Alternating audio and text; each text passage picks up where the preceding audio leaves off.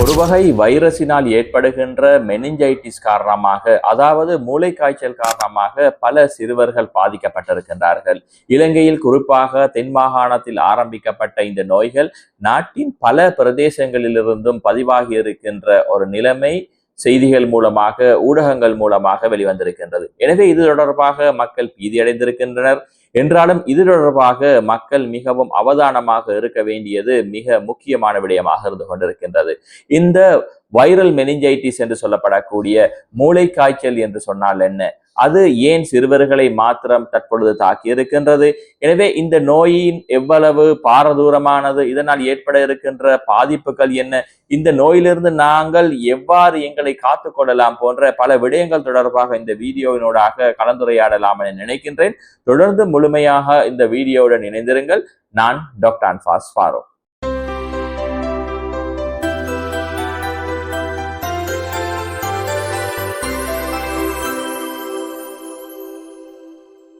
Meningitis என்று சொன்னால் என்ன? மெனிஞ்சைட்டிஸ் என்று சொல்லப்படுகின்றது மூளை காய்ச்சல், அதாவது மூளையையும் முன்னானையும் சுற்றி இருக்கின்ற அந்த சவ்வுகளில் ஏற்படுகின்ற அலர்ச்சி அல்லது இன்ஃப்ளமேஷன் காரணமாக இந்த மெனிஞ்சைட்டிஸ் நோய் ஏற்படுகின்றது. அதனைத்தான் நாங்கள் மூளை காய்ச்சல் என்று சொல்கின்றோம். பாரதூரமான காய்ச்சலாக, மக்கள் பயப்படுகின்ற ஒரு காய்ச்சலாகத்தான் கருதப்படுகின்றது. இதில் 2 வகை காணப்படுகின்றது. அதாவது வைரஸ்களினால் இந்த மூளை காய்ச்சல் தோற்றுவிக்கப்படுகின்றது, அதே போன்று பாக்டீரியாவினாலும் இந்த மூளை காய்ச்சல் தோற்றுவிக்கப்படுகின்றது. எனவே இந்த காய்ச்சல் காரணமாக மூளையின் இந்த சவ்வுகள் மெனிஞ்சிஸ் இன்ஃப்ளமேஷன் அலர்ச்சிக்கு உட்படுவதன் காரணமாகத்தான் இந்த மூளை காய்ச்சல்கள் ஏற்படுகின்றது. ஆம், ஏன் தற்பொழுது இது பேசு பொருளாக உருவாகி இருக்கின்றது என்று பார்த்தால், கடந்த பல வாரங்களாக தெனியாய பிரதேசங்கள், இலங்கையில் தென் மாகாணத்தில் காணப்படுகின்ற தெனியாய பிரதேசத்தில் 50க்கு மேற்பட்ட பாடசாலை மாணவர்கள் திடீரென இந்த நோயினால் பாதிக்கப்பட்ட ஒரு சம்பவம் பதிவானது. எனவே இதனைத் தொடர்ந்துதான் நாட்டில் இந்த மெனிஞ்சைட்டிஸ் தொடர்பான பேசுபவர்கள் உருவாகி இருக்கின்றது. எனவே இந்த தெனியாவில் ஆரம்பிக்கப்பட்ட இந்த மெனிஞ்சைட்டிஸ் நோய் தற்பொழுது நாட்டின் மத்திய பகுதியில், அதாவது வெளிமடை பிரதேசங்கள், தியத்தலாப பிரதேசங்கள், ரெக்கிலகஸ்கட பிரதேசங்கள் போன்ற பல பிரதேசங்களில் இருந்து ஒரு கூட்டாக இவ்வாறு பதிவாகி இருப்பதன் காரணமாகத்தான் சுகாதார தரப்பின் மூலமாக கூட எச்சரிக்கை அறிவுறுத்தல்கள் விடுக்கப்பட்டிருக்கின்றது. எனவே இந்த மூளை காய்ச்சல் நோயின் அறிகுறிகள் என்ன என்று பார்த்தால், கடுமையான காய்ச்சல் அவதானிக்கப்படுகின்றது, அதே போன்று கடுமையான தலைவலி, அதே போன்று வெளிச்சத்தை பார்க்க முடியாத ஒரு தன்மை, அதாவது போட்டோபோபியா என்று சொல்வோம், அதே போன்று சத்தங்கள் கேட்பதற்கு சிரமமான ஒரு நிலைமை, போனோபோபியா என்று சொல்வோம், சத்தம் கேட்கும் போது மிகவும் சிரமமாக இருக்கிற ஒரு நிலைமை, சத்தம் வெளிச்சம் போன்றவருக்கு சிரமமான நிலைமைகளை அவர்கள் தெரிவிக்கின்றனர். கடுமையான தலைவலி, கழுத்தின் பிற்பகுதியில் நெக் ஸ்டிஃப்னஸ் என்று சொல்லப்படக்கூடிய கழுத்து பிற்பகுதியில் கடுமையான வலி அல்லது இறுகி போன ஒரு நிலைமை அவதானிக்கப்படுகின்றது. அதே போன்று வாந்தி நிலைமைகள், உடல் சோர்வு போன்ற நிலைமைகள் அவதானிக்கப்படுகின்றது. எனவே பொதுவாகவே இது தற்பொழுது ஏற்படுகின்ற மழை காலங்களை எடுத்துக்கொண்டால் டெங்கு காய்ச்சல்கள், வைரஸ் காய்ச்சல்கள் போன்றவை ஏற்படுகின்றது. எனவே இந்த காய்ச்சல்களின் ஆரம்பகட்ட நிலைமைகளை போன்றுதான் இந்த மூளை காய்ச்சல் நோயின் ஆரம்பகட்ட நோய் நிலைமைகளும் அவதானிக்கப்படுகின்றது. எனவே இந்த நோய் நிலைமைகள், இந்த நோய் அறிகுறிகள் உங்களிடத்தில் காணப்படுகின்ற பட்சத்தில் நீங்கள் முறையான வைத்தியரை அணுகி, நீங்கள் தனியாக இவர்களுக்கு மருத்துவம் செய்யாமல் முறையான வைத்தியரை அணுகி இந்த நோய்க்கான சிகிச்சைகளை பெற்றுக்கொள்வதன் மூலமாக உங்களுக்கு உடல் ஆரோக்கியத்தை மேற்கொள்வதற்கு முடியுமானதாக இருக்கின்றது. எனவே இந்த காய்ச்சல் எவ்வாறு ஏற்படுகின்றது என்று பார்த்தால், நாங்கள் ஏற்கனவே குறிப்பிட்டோம், பாக்டீரியா மெனிஞ்சைட்டிஸ் மிகவும் பாரதூரமான மெனிஞ்சைட்டிஸாக காணப்படுகின்றது.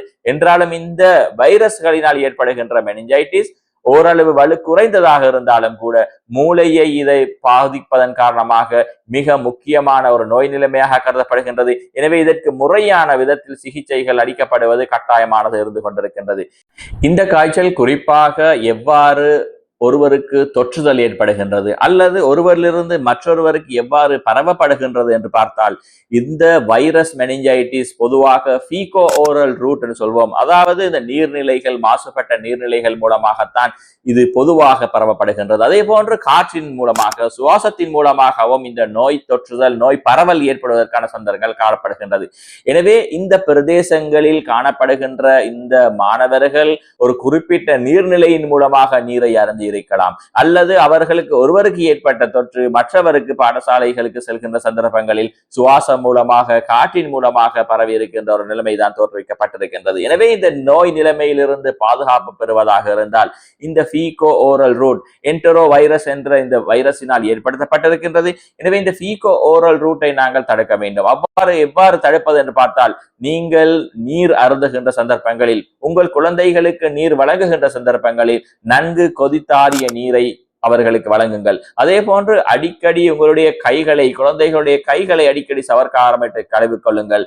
முறையாக மலசலகூடம் பாவித்து வந்ததன் பின்னர் முறையாக உங்களுடைய கைகளை கழுகுவதை பழக்கப்படுத்திக் கொள்ளுங்கள். இவ்வாறு முறையான பாதுகாப்பான சுகாதார நடைமுறைகளை கையாள்வதன் மூலமாக இந்த நோய் நிலைமையிலிருந்து தவிர்த்து கொள்வதற்காக பாதுகாப்பு பெற்றுக் கொள்வதற்கான சந்தர்ப்பங்கள் உருவாகின்றது. அதே போன்றுதான் சில நெரிசலான இடங்களுக்கு சமூகம் தருகின்ற சந்தர்ப்பங்களில் முகக்கவசங்கள், மாஸ்கள் அணிந்து செல்வதன் மூலமாக, இந்த காற்றின் மூலமாக, சுவாசத்தின் மூலமாக இந்த நோய் தொற்றுதல் ஏற்படுவதிலிருந்து தவிர்த்து கொள்ளக்கூடிய ஒரு வாய்ப்பு காணப்படுகின்றது. எனவே இந்த நோய் பாரதூரமான நோய், ஏனென்று சொன்னால் மூளையை தாக்கக்கூடியது. இந்த நோய்க்கு சிகிச்சை அளிக்காமல் தொடர்ந்து விடுகின்ற சந்தர்ப்பங்களில், வைத்தியசாலை உதவியை நாடாமல் இருக்கின்ற சந்தர்ப்பங்களில் இந்த நோய் நிலைமைகள், இந்த வைரசுகள் இந்த மூளைகளில் தொடர்ச்சியாக செயற்படுவதன் காரணமாக மூளையின் வளர்ச்சிக்கு மற்றும் பல தொழிற்பாடுகளுக்கும் பாதிப்புகளை ஏற்படுத்துவதற்கான சந்தர்ப்பங்கள் காணப்படுகின்றது. எனவே இந்த மூளை காய்ச்சலை உறுதி செய்து கொள்வதற்கான பரிசோதனைகள் தொடர்பாகவும் மக்கள் பயத்துடன் காணப்படுகின்றனர். நாங்கள் வைத்தியசாலைகளில் கடமை புரிகின்ற போது பெற்றோர்கள் இந்த பரிசோதனை தொடர்பாக தங்களுடைய கவலைகளை கூட வெளிப்படுத்தி இருக்கின்றனர். குறிப்பாக இந்த மூளையை, முன்னானை சுற்றி இருக்கின்ற, முள்ளந்தண்டெலும்பை சுற்றி இருக்கின்ற இந்த பகுதிகளில் காணப்படுகின்ற இந்த நீரில் தான் இந்த கிருமிகள் காணப்படுகின்றது. எனவே இந்த நீரில் கிருமிகள் காணப்படுகின்றதா, மூளையை சுற்றி இருக்கின்ற இந்த பாய்பொருளில் கிருமிகள் காணப்படுகின்றதா என்று பரிசீலித்து பார்ப்பதற்கு நாங்கள் லம்ப பங்க்சர் என்று சொல்லக்கூடிய எல்பி பரிசோதனைகள் தான் செய்யப்பட வேண்டியிருக்கின்றது. அதாவது முதுகில் ஒரு ஊசியினால் குற்றி மூளையை சுற்றியுள்ள, முன்னானை சுற்றியுள்ள திரவத்திலிருந்து ஒரு பகுதி எடுக்கப்பட்டு பரிசோதனை செய்யப்படுகின்றது. எனவே இதன் மூலம் தான், இந்த பரிசோதனை மூலமாகத்தான் இந்த பெறுபேறுகள், முடிவுகள் பெறப்படுகின்றது. எனவே ஒரு கணத்தில் இந்த பரிசோதனை மாதிரிகள், நீர் துணிக்கைகள் 8 துணிக்கைகள் தான் எடுக்கப்படுகின்றது. எடுக்கப்பட்ட மறுகணமே இந்த திரவங்கள் பூர்த்தியாகின்றது. இதனால் இந்த பரிசோதனை செய்வதனால் பெரிதளவு எந்த விதமான பாதிப்புகளும் ஏற்படுவதில்லை என்றே மருத்துவ உலகம் கூறுகின்றது. ஏனென்று சொன்னால் இந்த பரிசோதனை செய்வது மிக முக்கியமானது, பரிசோதனை செய்யாமல் இருப்பதை விட. ஏனென்று சொன்னால் இந்த பரிசோதனை செய்வதன் காரணமாகத்தான் உண்மையாகவே உங்களுடைய குழந்தைக்கு மூளையில் தொற்று ஏற்பட்டிருக்கின்றதா, மூளை காய்ச்சல் காணப்படுகின்றதா, மெனிஞ்சைட்டிஸ் காணப்படுகின்றதா என்ற தொடர்பான உறுதியான தகவல்களை பெற்றுக்கொள்ள முடியுமாக இருக்கின்றது. அவ்வாறு பெற்றுக்கொள்கின்ற சந்தர்ப்பங்களில் தான் வைத்தியசாலைகளில் அவர்களுக்கு முழுமையான சிகிச்சையை பெற்றுக் கொடுப்பதன் மூலமாக அவர்களுக்கு இந்த நீண்டகால பாதிப்புகள் இல்லாமல் இந்த மூளை காய்ச்சல் நோயிலிருந்து அவர்களை பாதுகாத்துக் கொள்வதற்கான சிகிச்சைகள் காணப்படுகின்றது. எனவே முழுமையான சிகிச்சையை வழங்குவதற்காக இந்த பரிசோதனைகளும் அவசியமாக தேவைப்படுகின்றது. எனவே நாட்டில் தற்பொழுது மூளை காய்ச்சல் நோய் ஆங்காங்கே கூட்டமாக சிறுவர்கள் மத்தியில் பதிவாகி இருக்கின்றது. எனவே இந்த பரவுகின்ற இந்த மூளை காய்ச்சல் நோய்கள் வைரஸினால், என்டரோ வைரஸ் என்று சொல்லப்படுகின்ற ஒரு வைரஸினால் ஏற்படுத்தப்பட்டிருக்கின்றது. எனவே இந்த வைரஸ் நீர்நிலைகள் மூலமாக, ஃபீகோ ஓரல் ரூட் மூலமாகத்தான் ஒருவரிலிருந்து மற்றவர்களுக்கு ஏற்படுத்தப்படுகின்றது. எனவே முறையான ஆரோக்கியமான சுகாதார நடைமுறைகளை கையாள்வதன் மூலமாக, முக கவசங்கள் அணிவதன் மூலமாக ஒருவரிலிருந்து மற்றொருவருக்கு பரவுவதிலிருந்து தவிர்த்து கொள்ளலாம். மூளை காய்ச்சல் நோயிலிருந்தும் பாதுகாப்பு பெற்றுக் கொள்வதற்கான சந்தர்ப்பங்கள் உங்களுக்கு காணப்படுகின்றது.